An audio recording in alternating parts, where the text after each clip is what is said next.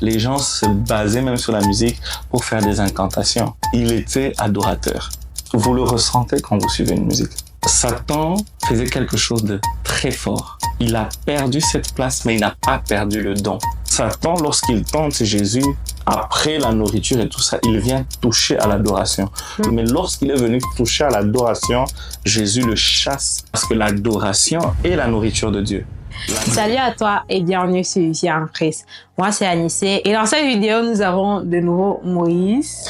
Salut Anissé et voilà, merci, je suis encore là une fois de plus.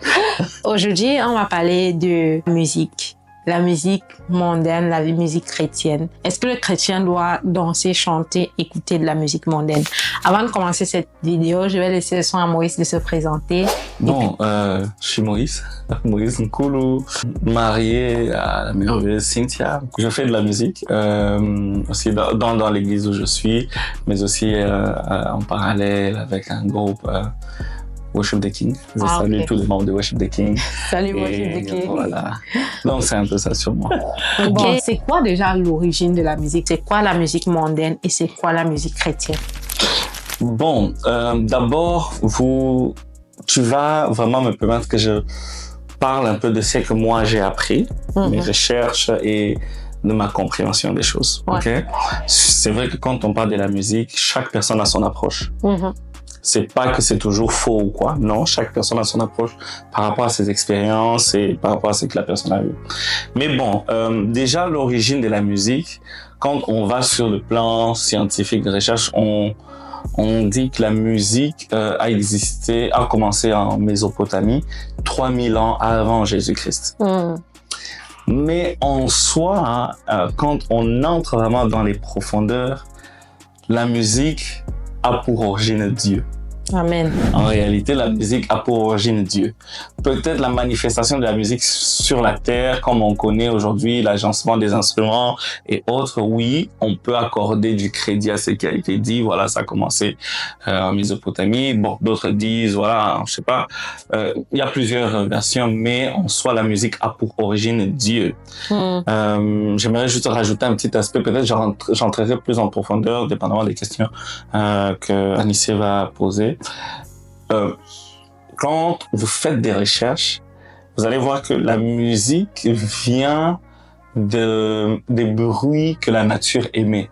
Les gens écoutaient les oiseaux chanter, quand le vent passe, les feuilles et tout ça. C'est au travers de ces différents bruits que l'homme a été inspiré de créer particulièrement des instruments de musique. Ok. Oui. Wow. Ouais, effectivement. Mais comme j'ai dit, quand on recule, ça a pour origine vraiment Dieu. Mais là, ça touche beaucoup plus aussi à l'adoration, mais voilà, c'est un peu ça. Pourquoi est-ce que tu dis que la musique a pour origine Dieu? L'homme est créé par Dieu. Amen. Ça, c'est le premier. Donc, l'homme est créé par Dieu. Dieu a mis une intelligence. Et la Bible dit que nous sommes créés à l'image de Dieu, à sa ressemblance. Donc, pour que l'homme arrive à créer quelque chose, comme on le dit aujourd'hui, inventer une chose, cette chose-là a existé dans le plan de Dieu avant. Donc, l'homme ne ramène pas une chose qui n'a jamais existé dans le plan de Dieu. Je sais pas si je me fais comprendre. Ouais. Seulement, Dieu nous a caché certaines choses, mais il a mis en nous sa grâce, son esprit pour pouvoir découvrir ces choses. Et nous voyons que avant, même maintenant en fait, autour du trône de Dieu, on célèbre Dieu. Il y a l'adoration et on parle des instruments de musique.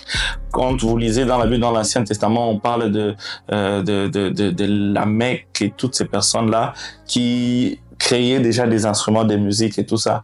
Où est-ce qu'ils ont eu? Ce sont les premiers, donc ils viennent vraiment de la lignée de Adam et tout ça. Ce sont les premiers hommes. D'où est-ce qu'ils ont eu cette idée si c'est né de Dieu? Amen. Donc voilà, on ne peut pas dissocier de la musique de Dieu. Non, c'est impossible. Ok. Quel est l'impact que la musique peut avoir sur la vie d'un homme? La musique oriente. La musique nous pousse à créer, la musique nous inspire, la musique touche directement à l'âme. c'est beaucoup plus profond. En fait, ce n'est pas juste des instruments comme ça, des gens qui s'asseyent, qui accordent des accords ou bien des accords qui s'entremêlent et puis on a quelque chose. Mais la musique a d'abord quelque chose à voir avec notre âme. Je ne sais pas si tu as déjà eu cette expérience, moi plusieurs fois. Tu écoutes une musique, tu n'as aucune idée, hein, tu ne sais même pas si elle est chrétienne ou pas, rien du tout. Mais juste la mélodie qui se joue crée en toi un sentiment. Je ne sais pas si ça t'est déjà arrivé. Tu n'as rien, donc peut-être c'est la toute première fois de ta vie que tu entends cette mélodie et ça crée quelque chose en toi. Et il y a des gens qui, la musique que tu mets le matin dans ta maison peut faire shifter l'atmosphère de ta journée. Simplement la musique. Qu'est-ce qu'une chose, un son qui quitte d'un baffle aurait à voir avec mon attitude sur toute une journée? Si cela ne touche pas à mon âme, ou j'irais même plus en profondeur à mon esprit. Quand tu parles comme ça, je me rappelle, il y avait cette musique-ci quand j'avais, au début de mes études, au coma de Ancré, je les écoutais beaucoup. Ancré, oui, justement, au coma. Je suis nulle en lingala, mais quand j'écoutais la musique là, ça m'amenait quelque part dans l'adoration ou parfois ça m'amenait directement parfois dans la prière. Je sais pas comment expliquer, mais la musique là, je sentais que la musique, s'il y a quelque chose, juste j'ai rencontré une Congolaise, elle dit que non, dis-moi ce que la musique signifie, parce que la musique là ne me laissait pas indifférente. Mais presque toute la musique est en lingala. Il y a juste quelques parties. Il y a même ton mari qui m'a raconté une histoire. Peut-être quand il va voir cette vidéo, il va se rappeler de cette histoire. Ça fait longtemps. Il est venu me poser la question sur une chanson exactement en lingala. Soit c'était passé par sa tête la nuit ou quoi, et il connaissait pas la signification en fait. Et quand il est venu, il m'a dit non, cette chanson c'est quoi la signification? Je crois que c'était lui qui devait conduire le culte à l'église et tout. Et je lui ai donné, il s'est rendu compte que ça passait avec le thème qu'il avait prévu quoi et tout ça. Et vous voyez, tu vois, une musique, un chant qui passe là, tu ne connais pas la langue et tout ça. Mais tout d'un coup, tu as l'impression que ton esprit capte les choses que le domaine physique ne peut pas capter. Donc, la musique est beaucoup plus que ce qu'on pense qu'elle est, en fait. C'est vrai que plusieurs personnes disent que la musique, c'est une langue que tout le monde comprend. Effectivement, c'est vrai. Et comme tu dis, voilà, c'est vrai, j'irais même beaucoup plus loin. J'ai mentionné un point, j'ai dit, voilà, avant, on se focalisait sur les chants d'oiseaux, tout ça, pour les arbres, pour fabriquer des instruments et tout. Et ça va même beaucoup plus loin, parce que tu as parlé d'une langue internationale. Les gens se basaient même sur la musique pour faire des incantations. Et si vous regardez des anciens films, peut-être vous avez déjà regardé des films des gens, des Mayas et tout ça, des gens qui sont en train de frapper des choses, qui sont en train de pousser des cris, tout ça, ça fait partie de la musique. Mais ils sont en train d'invoquer des esprits, ou ils sont en train de communiquer avec des gens qui sont peut-être au loin et tout ça. Donc, la musique, c'est pas seulement comme nous pensons aujourd'hui, je mets YouTube, j'écoute un chant et tout ça. Non, ça va beaucoup plus au-delà.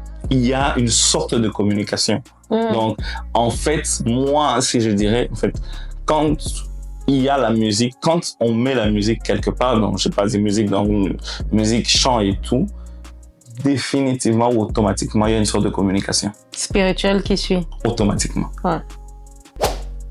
Donc, la communication, elle peut ne pas, peut-être qu'on va arriver là-bas, tu vas poser cette question, elle peut ne pas toucher,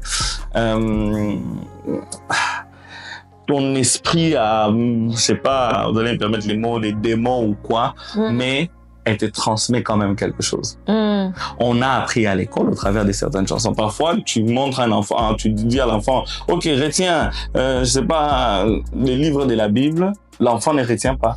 Tu mets dans une mélodie, l'enfant retient. Donc voilà, il y a beaucoup de choses. Certaines personnes disent qu'il y a la musique neutre. Est-ce que tu penses que la musique peut être neutre? Ça, c'est une très très bonne question. C'est vrai qu'au départ, tu as parlé de la musique profane, la musique chrétienne. Peut-être qu'on arrivera là. Mais ça, c'est vraiment mon avis. La musique ne peut pas être neutre. OK. Et qu'en est-il donc des musiques, par exemple, où on utilise à l'école primaire et tout ça là pour apprendre les chiffres, les lettres? Qu'est-ce que tu en dis? effectivement, ce n'est pas neutre. Parce que quand on parle, si je comprends bien ta question, la musique ne peut pas être neutre parce que la musique a toujours un but à atteindre. Mais non, voilà, si on veut faire une différence entre la musique chrétienne et profane, sorry, peut-être on y arrivera.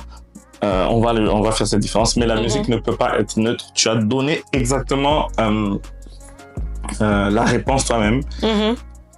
On prend une musique pour apprendre aux enfants quelque chose. Ok?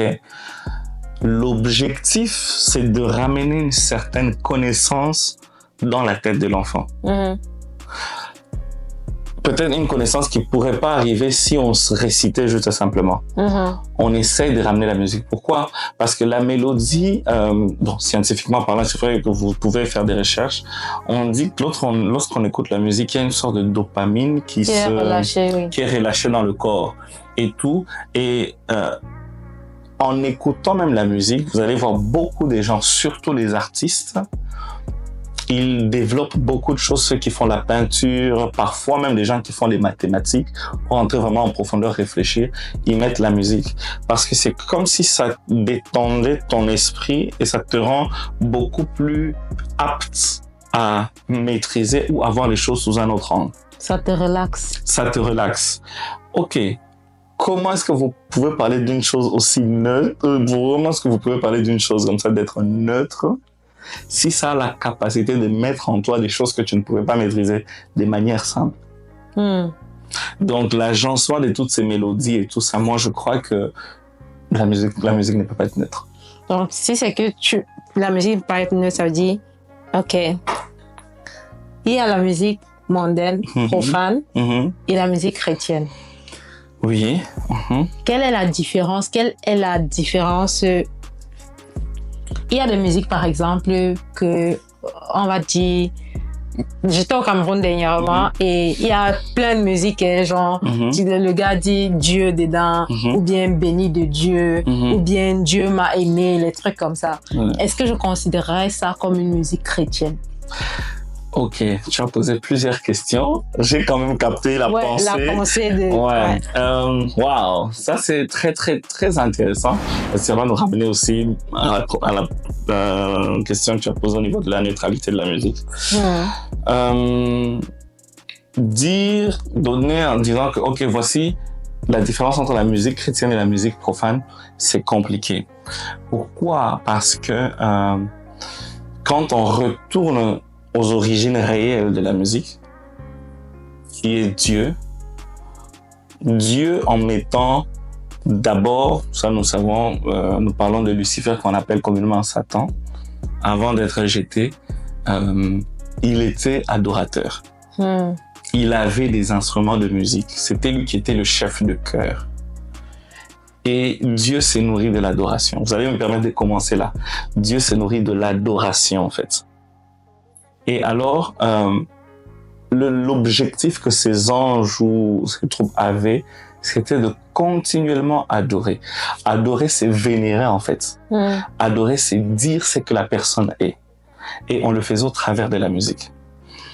Alors, quand on parle logiquement de musique chrétienne aujourd'hui, on a tendance à dire c'est toute musique où il y a le nom de Dieu cité et tout ça. Je sais pas, je vais pas citer les noms des chants et tout, non. Mais en réalité, si on veut parler d'une musique chrétienne, moi, j'ai toujours dit, cette chanson-là doit avoir pour objectif Dieu. Comment? Pas le fait de citer les noms de Dieu, mais de vénérer Dieu. Je peux chanter pour moi. En chantant pour moi-même, dans cette phrase, j'ai dit « Dieu m'a béni ». Dieu m'a fait ceci, Dieu a fait ceci, mais je suis en train de parler de la personne que je suis. Mais je mentionne à gauche, à droite, le nom de Dieu. Mais cette chanson-là, son objectif n'est pas le cœur de Dieu. Moi, je dis toujours que lorsque je parlerai d'une chanson chrétienne au vrai sens du mot, quand on parle des chrétiennes, c'est que Dieu, Jésus-Christ est notre Dieu. Lorsque l'objectif, c'est le cœur de Dieu, c'est de toucher Dieu. Là, moi, je parlerai de chansons chrétiennes. Lorsque quelqu'un s'est mis, il compose et tout ça, et son objectif, c'est d'atteindre le cœur de Dieu. Au travers, je sais pas, de la louange, de l'adoration, de la musique, en fait. Ça peut même être du rap ou c'est que les autres ici font quelqu'un qui parle, il y a une mélodie qui... Du slam. Voilà. L'objectif, par exemple, le slam, même si c'est vrai que chaque personne a sa définition, mais moi, je dis toujours que le slam, c'est une sorte de musique. Quand l'objectif, c'est de toucher le cœur de Dieu, vénérer Dieu, lui donner la place de Dieu, là, je peux parler de musique chrétienne. Maintenant, moi, ça m'embrouille. Parce qu'en fait, il y a plein de musiques, par exemple, aussi, qui ne vénèrent pas forcément Dieu, mais qui peut-être transmettent un message évangélique. OK. Et dans ce cas, où est-ce que tu classifierais cette musique? Ça, c'est une bonne question. Hein. Où est-ce que moi, je veux classer cette musique? C'est vrai que je n'ai pas une classification en disant, bon, c'est moins chrétien que... Il y a des chants, exactement, l'objectif, c'est de transmettre l'évangile. Mais en transmettant l'évangile, ça touche quand même l'aspect divin, ça touche Dieu, parce que nous évangélisons, on arrête des gens en route, on lui parle de Jésus. C'est quoi? Je peux chanter, parler à quelqu'un de Jésus-Christ et la personne trouve la vie au travers de cette chanson. C'est différent de... Moi, je classerais ça toujours dans le cadre de la musique chrétienne parce que ça a toujours un objectif avec Dieu. Ah ouais, c'est vrai. C'est exactement comme si je veux chanter aussi une chanson pour dire merci à Dieu. Le thème de ma chanson, c'est vraiment l'action des grâces ou les actions des grâces. Mais la finalité, c'est toujours Dieu, en fait. Ouais. C'est un peu ça, pour être beaucoup plus clair. La finalité, c'est toujours Dieu. Mais c'est différent de... c'est difficile de citer certaines chansons comme ça, mais voilà. C'est différent de prendre une chanson où en soi, c'est nous-mêmes qu'on est en train de mettre au devant. Mais on insère quand même le nom de Dieu. C'est pas dans l'objectif, c'est moi en réalité, mais quelque part j'insère le nom de Dieu. Il fait partie quand même un peu de l'équation. Voilà. Mais comme j'ai dit, ça c'est moi. D'autres personnes ont leur façon de voir les choses, mais moi, c'est ce que moi j'appellerais une musique chrétienne. En fait, je crois que dans tout ce que tu as dit, c'est lorsque la personne compose, quel est son objectif? Parce que je crois qu'on fait toute chose pour un but. On fait cette vidéo pour un but. Tu vas travailler pour un but. Tu veux le salaire à la fin du mois. Et celui qui compose la musique la compose aussi pour un but. Est-ce que son but, c'est d'honorer Dieu au travers de sa musique, qu'elle soit louange, adoration, un chant d'évangélisation, un slam, je sais pas. Ou bien son but, c'est de se mettre au centre et de voler la place de Dieu. Effectivement, oui. Et d'ailleurs, je rajouterais même, c'est vrai que c'est pas... Tout de suite, on ne capte pas ça, surtout quand on n'est pas artiste. Mais derrière toute composition, moi, je dis toujours qu'il y a un esprit. C'est vrai, souvent quand je dis ça, ça a toujours été une thématique à discussion. Mais vous le ressentez quand vous suivez une musique. Peut-être vous suivez une musique, peut-être le gars même en question est mort, ça fait je sais pas 30 ans. Mais tu as l'impression qu'il y a quelque chose que cette musique transporte. Un peu comme exactement, j'ai parlé avec quelqu'un et la personne s'est dit, je suis allé à la maison, j'ai réfléchi, tu vois ce que tu m'avais dit là, ça fait quelque chose. Tu as sorti les paroles. Les paroles transportent, c'est pas pour rien, la parole crée. Amen. C'est clair. Qu'on soit chrétien ou pas, on sait que la parole crée. Quand on prononce certaines paroles créées, la musique qu'on écrit, en fait, nous sommes en train de prononcer des paroles. Nous sommes en train de proclamer certaines choses, accompagnées maintenant d'une certaine mélodie. Donc, derrière une musique, moi, j'ai toujours dit qu'il y a toujours un esprit. On ne voit pas la personne, je peux m'asseoir ici, je suis en train de composer. Tu ne sais pas avant de composer une chanson où est-ce que je suis allé pour m'inspirer. Il y a des gens qui s'inspirent bizarrement. Bon, là, on va peut-être donner sur la musique profane. Mais aussi, il y a d'autres personnes, chaque personne a sa source d'inspiration. Et voilà un peu. Et moi, j'ai dit la source d'inspiration détermine l'objectif de la musique. Donc, la source d'inspiration détermine l'objectif de la musique. Ah oui. Ah, ça, c'est vrai. Ça, c'est vrai. Wow. En tant que chrétien et musicien, quelle est la place que la musique a dans ta relation avec Dieu? Elle a une place énorme. C'est vrai que Anissé m'appelle musicien, mais je ne le suis pas. C'est vrai que quand on parle de musicien, il faut dire qu'un musicien, c'est celui qui a fait de la musique sa profession. Ok. Moi, la musique n'est pas ma profession. Mais c'est ta passion. C'est ma passion. Mais tu peux faire de ça ta profession. Oui, bon, si un jour j'ai la force de faire ça, de faire de ça ma profession, mais il faut beaucoup plus. Mais quelle est la place de la musique? Personnellement, la place de la musique pour moi, c'est beaucoup plus sous l'aspect de l'adoration. Ça me rapproche de Dieu. Moi, particulièrement, c'est plus facile pour moi de prier lorsque je commence à adorer. Et chaque personne, ça reste vrai pour tout le monde. Chaque personne a toujours un moyen qui le rapproche beaucoup plus ou plus vite de Dieu, si je peux me permettre. Chaque personne a sa manière. Quelqu'un va dire, il y a des gens, lui, il n'a même pas besoin de musique, qui commence seulement à parler comme ça, et il va en profondeur. David, quand on parle des psaumes, c'est vrai que les psaumes ne sont pas écrits que par David, mais tous les psaumes qu'on lit, la majeure partie des psaumes, ce sont des chants que David écrivait. Il dit même au chef des chants. Voilà. Mais quand vous lisez comme ça, vous dites, waouh, c'est trop fort. Mais comment est-ce qu'il faisait? Il jouait, il chantait en fait. Et nous, aujourd'hui, nous sommes bénis par ça. Donc moi, je dirais la place de la musique pour moi, c'est beaucoup plus cet aspect adoration, louange, vénérer Dieu. Et voilà, c'est ce que j'ai fait. Est-ce que tu dirais qu'on serait un chrétien d'écouter de la musique non chrétienne, profane? Là, je vais d'abord revenir par catégoriser les choses pour que ça n'embrouille pas, par exemple.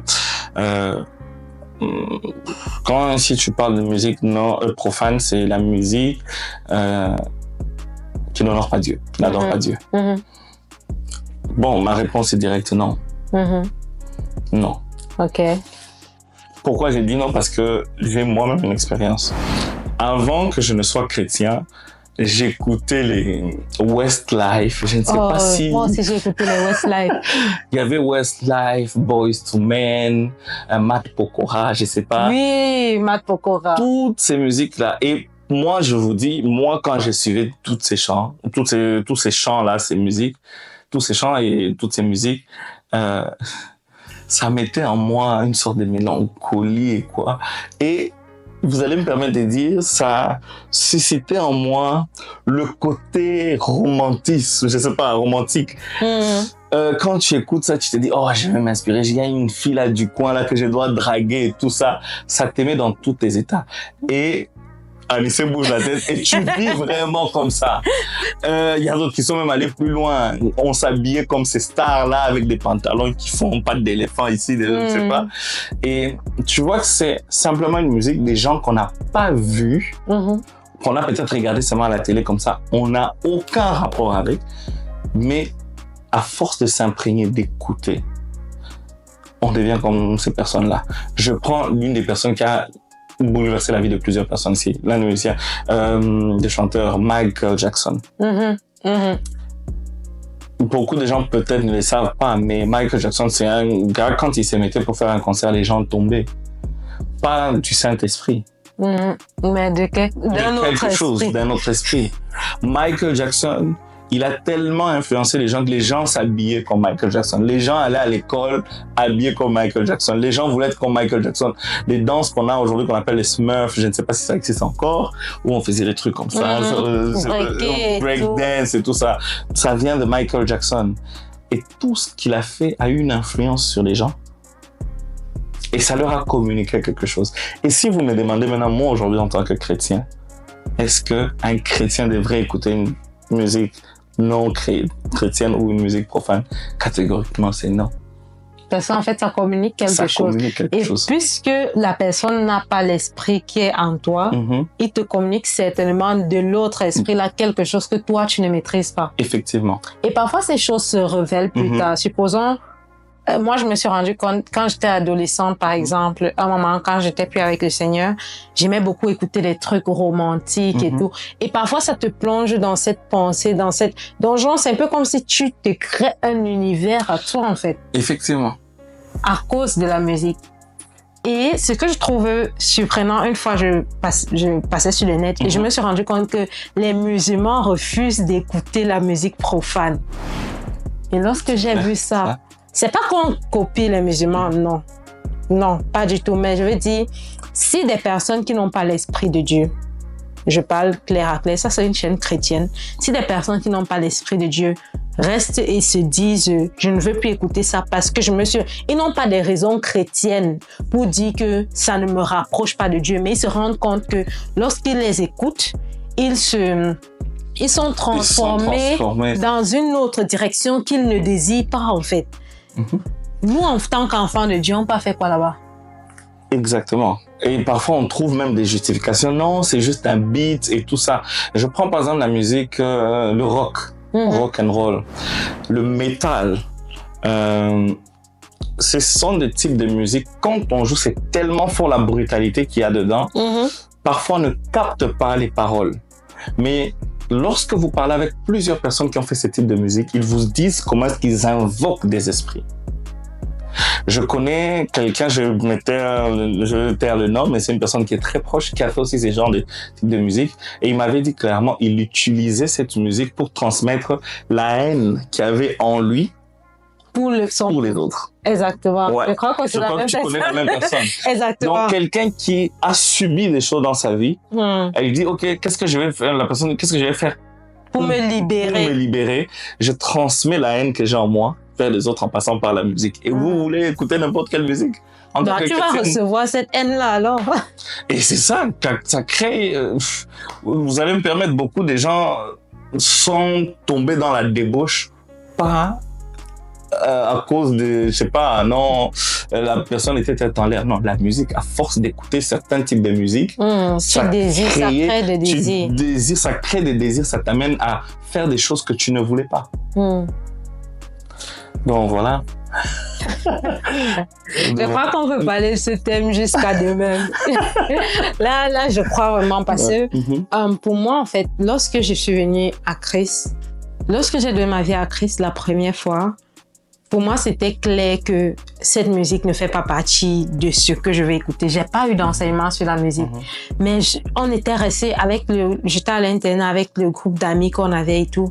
On s'est dit, mais est-ce qu'on va continuer à suivre la musique? On ne suivait pas parce qu'on n'avait pas le moyen de suivre la musique, mais on chantait. Pour pouvoir suivre la musique, il fallait chanter toi-même. Donc, on s'est dit, est-ce qu'on va continuer à chanter de la musique non chrétienne? Est-ce que lorsqu'on sera chez nous à la maison, on va les écouter parce qu'on n'avait pas de lecteur à l'internat et tout? Et pour nous, c'était une catégorie, non, on veut adorer seulement Dieu. Et on avait quel âge? C'était des enfants du lycée, en fait. Et lorsque j'ai donné ma vie à Christ de nouveau, c'était aussi l'un des pas qui est parti. Je vais dire, c'est parti, ça, j'ai pas eu à combattre. Parce qu'il y a deux catégories. Il y a ceux qui ont besoin de combattre, parfois même d'être délivrés d'une chose. Mais pour moi, dès que j'ai redonné ma vie à Christ, je ne me suis même pas rendu compte quand c'est parti.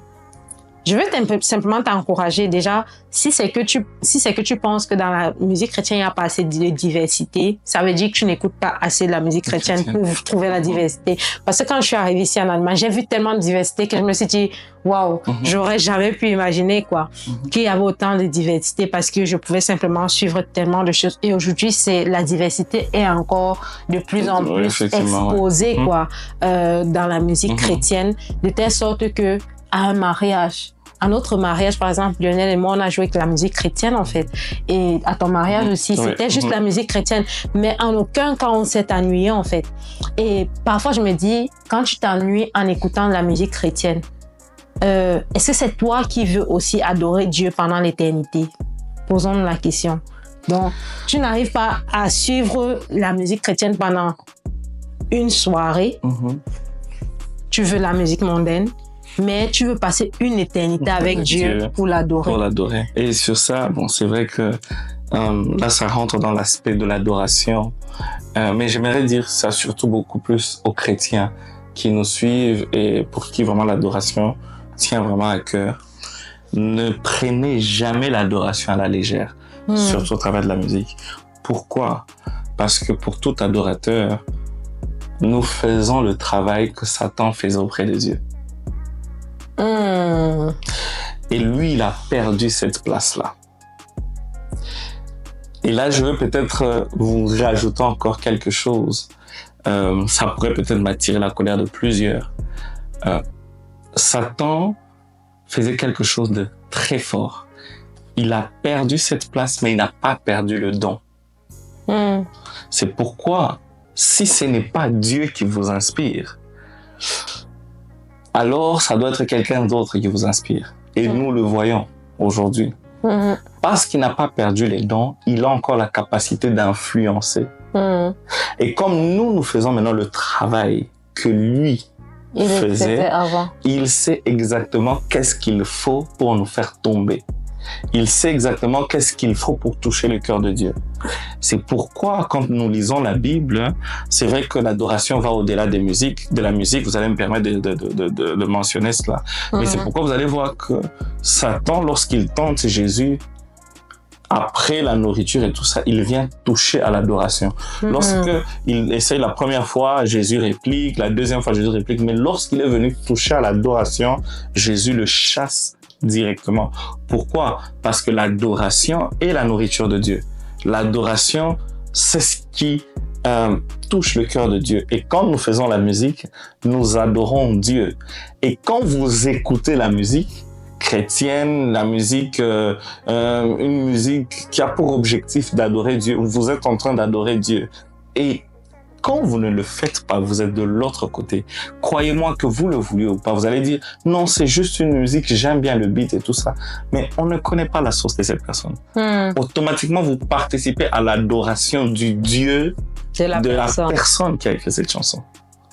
Donc moi, personnellement, je dirais à tout chrétien, pas seulement aux chrétiens, mais vraiment à tout le monde, faites attention à ce que vous écoutez.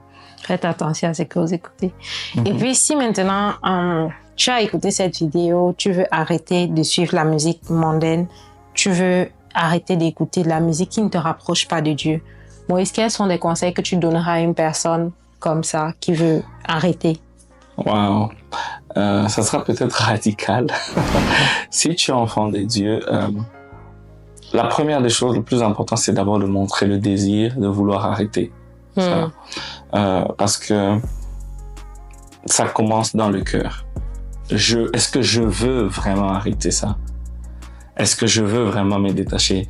Je ne suis pas en train de parler parce que voilà, je suis chrétien ou quoi. Non, moi-même, j'ai eu à écouter ce genre de musique. Je crois même à écrire, à composer une chanson, je sais même plus. Ouais, c'est tellement vrai, frère. Ouais. Mais franchement, j'ai dit non, je ne peux pas faire de la musique un instrument d'adoration pour mon roi et continuer quand même à m'exposer à autre chose qui m'inspire autrement. Malheureusement, c'est ce que nous trouvons aujourd'hui même dans nos églises. Vous allez me permettre de dire cela. Même plusieurs musiciens ne sont plus inspirés par le Saint-Esprit. On prend quelque chose qu'un musicien profane a fait, on change 2-3 choses et puis on justifie que de toutes les façons, la musique n'a que, il y a les mêmes accords et tout. Moi, je dirais, si quelqu'un veut vraiment, si tu es là, tu veux vraiment te débarrasser. Premièrement, dis à Jésus-Christ que tu veux vraiment te débarrasser, c'est ton désir.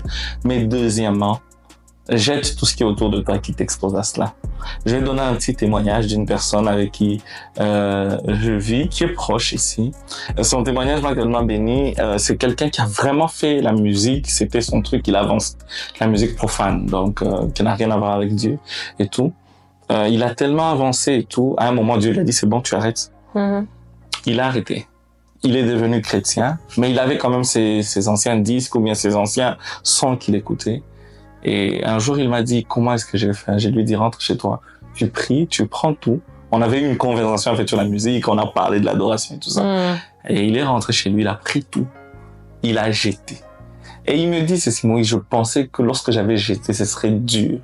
Il dit, au moment où il a jeté ça, il a ressenti une paix. Même quand bien même parfois il a des envies d'écouter à nouveau cette musique.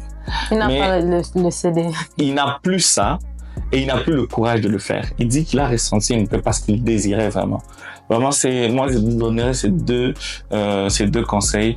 Parle à Jésus. Vraiment, Seigneur, je veux abandonner ça.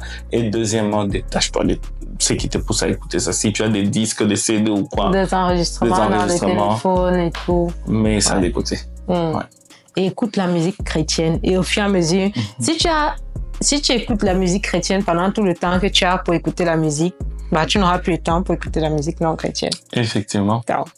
C'est vraiment ça. Ouais, vraiment que le Seigneur t'aide, que le Seigneur te soutienne afin que tu puisses en sortir et que tu utilises ta bouche seulement pour l'adorer. La Bible dit que d'une même ouverture, d'une même source ne peut pas jaillir de l'eau amère et de l'eau douce.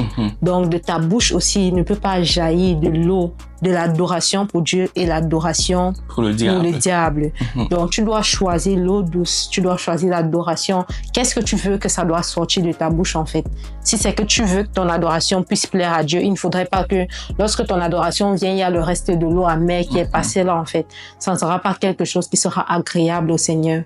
Donc simplement pour t'encourager, jette les disques, supprime les musiques et lance-toi, écoute du gospel, écoute la musique chrétienne, pas du gospel, mais la musique chrétienne inspirée par Dieu. Et lorsque tu écoutes une musique et que tu sens dans ton esprit que mets de côté.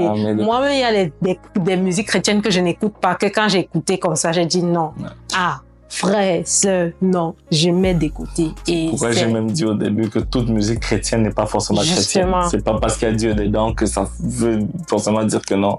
Que c'est chrétien, quoi. Ouais. Donc, vraiment, que le Seigneur nous aide, qu'il nous soutienne et qu'il nous donne de pouvoir lui être agréable dans tout ce que nous faisons. Moïse, si tu veux dire un mot de fin. Un mot de fin. D'abord, merci. Merci. C'est vrai que c'est un thème très, très compliqué. Quand je dis compliqué, parce que chaque personne a son avis, son approche.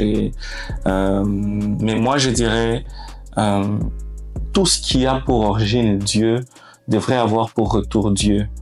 Amen. Donc, Dieu n'investit pas en nous pour que nous prenions cet investissement et le gaspiller. Quand Dieu investit en nous, c'est pour que la gloire lui revienne. Donc, si tu es là, tu as un problème avec la musique, sache que l'origine de la musique, c'est d'abord Dieu. Parce que c'est Dieu qui a mis en nous le désir, le vouloir, la capacité de faire tout ce que nous avons à faire. Alors, que tu chantes ou que tu joues un instrument ou même que tu écoutes de la musique, fais de cet instrument, de ce moyen, un moyen qui glorifie Dieu. Que cela revienne au Créateur, que cela revienne à celui qui a mis ce que tu as, à celui qui a mis ce que tu détiens en toi. Que la musique que tu fais ou que tu écoutes glorifie Dieu. Amen. Donc c'est ce que je pourrais dire. Amen. Nous sommes à la fin de cette vidéo. Merci. Merci Moïse. Que le Seigneur te bénisse. Merci à toi d'avoir écouté. Que le Seigneur te bénisse. Et on se retrouve par la grâce de Dieu bientôt pour une nouvelle vidéo. Ciao, ciao. Ciao.